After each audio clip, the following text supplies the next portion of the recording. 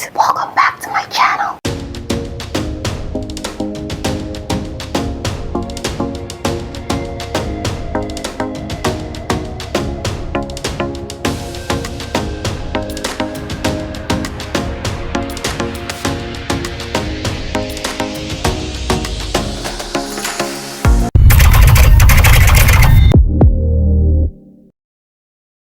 Hey guys, welcome back. We're making a wedding dress today. Yeah, a wedding dress. This is the fabric we're gonna be working with. I know, you can't see it from there. I'm gonna give you a close-up view, all right? Just give me a second.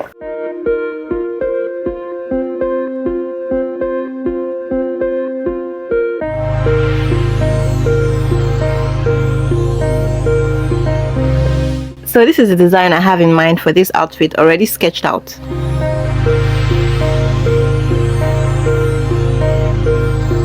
I will be using this mercury fabric directly under the lace. I'm just going to wiggle it about so you can see how the fabric moves.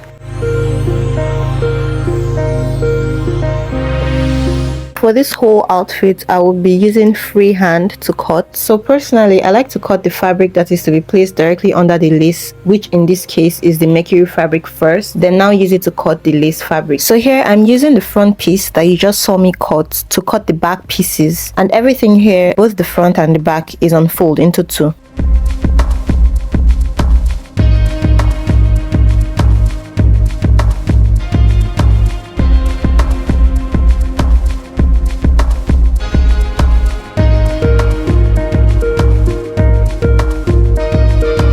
So this is what I was talking about. I'm using the mercury fabric to cut out the lace material. This is the front piece that I'm cutting, and I'll be cutting the back pieces off camera.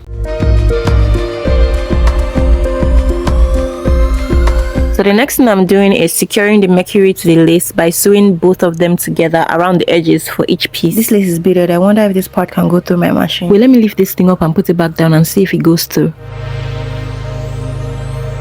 It actually did. To be honest, I'm surprised. I've marked the darts out already, and I've used pins to hold both fabrics in place together. So because of how the lace slides over the mercury, I went and stitched vertical lines directly on the dart legs to hold the lace in position before going to sew the darts in.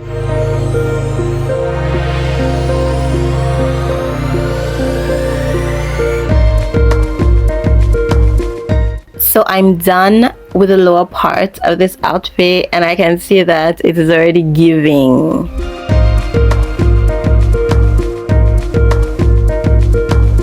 These are the upper front pieces, the center piece, the side piece, and these are the lining pieces for them as well. And these are the upper back pieces. This is the lining for it, and I cut them both on fold. So I'm adding gum stay on all the upper front pieces with an iron, of course.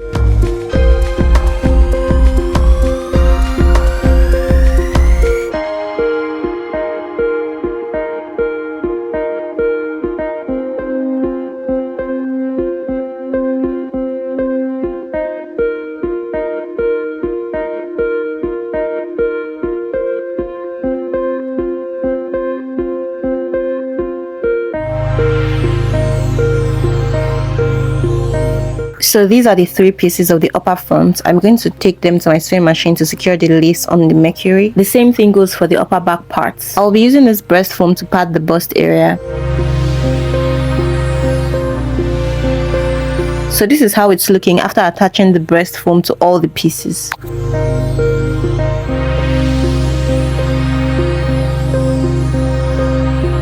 I will now take them to my sewing machine and join all three pieces together. So this is one side of the upper back. I'm going to use this lining to turn the neck part. So after joining the three pieces of the upper part together, I will now turn the neck part with lining.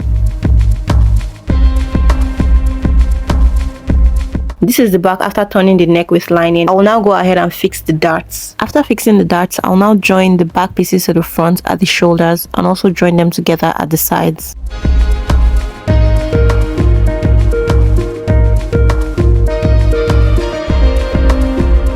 So this dress is going to have two sleeves on each armhole, an outer and inner sleeve. This one is the outer sleeve and this one is the inner sleeve. I will be using boning on the outer sleeve from around this part to this part. Before I fix the boning, I'm just going to cover it up in mercury fabric, measuring about 2 inches in width.